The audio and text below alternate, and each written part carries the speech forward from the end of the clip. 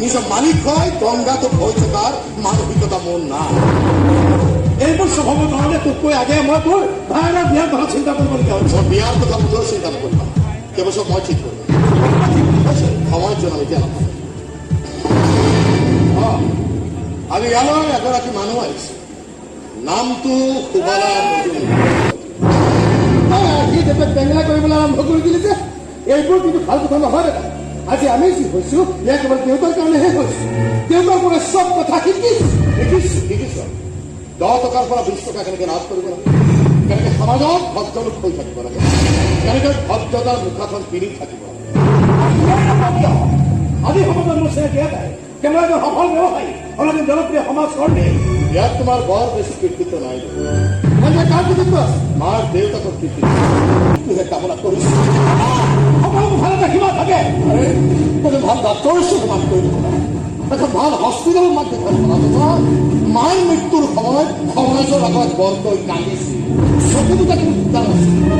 তিতিছিল কেৱল তেওঁ পিন্ধি থকা নিষ্ঠাৱান স্বামীৰ মুখাখন।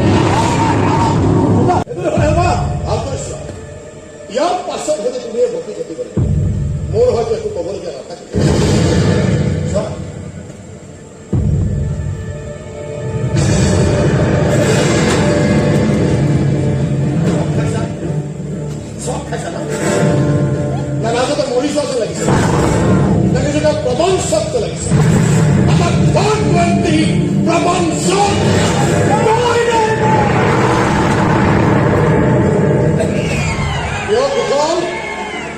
মহিলাৰ ওপৰত বল প্ৰয়োগ কৰিবলৈ তোৰ ইমানবোৰ গুণ্ডাৰ প্ৰয়োজন হয়। হাৰ্টবিট দেখিছো বহুত পানী জমা হৈ গৈছে।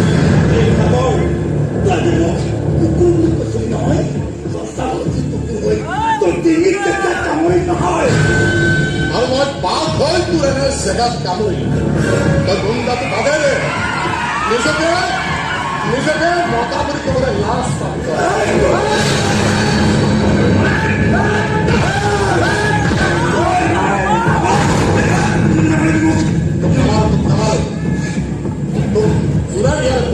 সিহঁতক নাঙত কৰিহে মই উঠালো।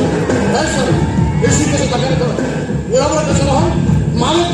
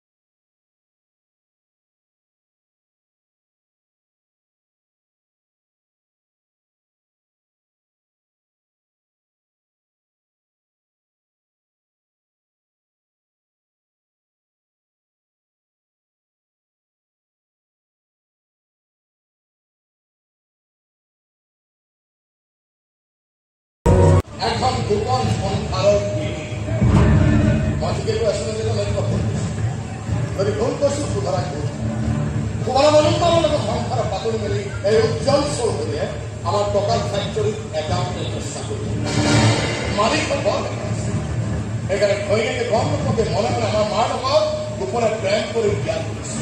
সময়ত মই গৈ আৰু হাত ধৰিছিলে মই তাক ভালকে বুজাই দিছিলো যে এজন মানুহে জীৱনত কিছুমান কাম কৰিব নাপায়, তাক প্ৰতাৰণা কৰিব নাপায়, বিশ্বাসঘাতকতা কৰিব প্ৰবঞ্চনা কৰিব নাপায়।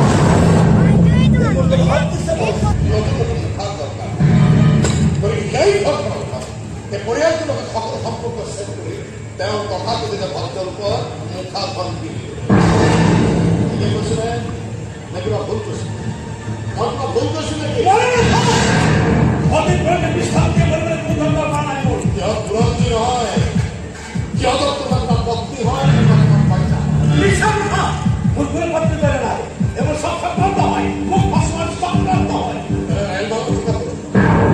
পত্নী কইনা তোমাৰ বহুত তাত লাগি আছে সেইটো সোমাই আহক দেউতাক সঁচা মিছা পৰীক্ষা কৰিছে আপোনালোকৰ বাহিৰে কোনেও তাইক ফেল কৰাব নোৱাৰে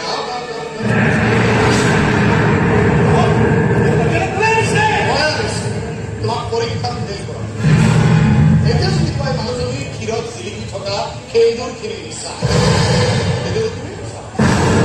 এতিয়া যদি কয় ছোৱালীজনী তোমাৰ ছোৱালী তাই দেউতাৰ পৰা উজ্জ্বল চৌধুৰী মানে উজ্জ্বল চৌধুৰী নামৰ মানুহজনৰ কোনো অস্তিত্বই নাথাকে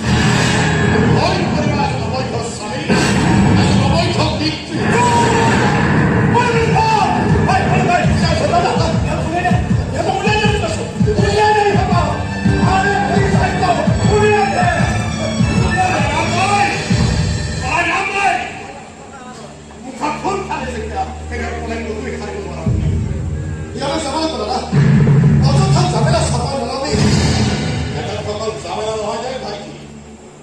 এজনী আমাৰ মা কাৰণ তেওঁ দেউতাৰ পত্নী এজনী আমাৰ ভণ্টি হয় কাৰণ তেওঁ দেউতাৰ ছোৱালী এবাৰ ইয়াত থাকিব এইখন ঘৰত থাকিব আমাৰ লগত থাকিব নহ'ব ইখন ইয়াত থকাটো মই মানি নলওঁ দেউতাও মানি নলওঁ হয় তেনেহ'লে মিডিয়া মাতি চিনাকি কৰাই দিব লাগিব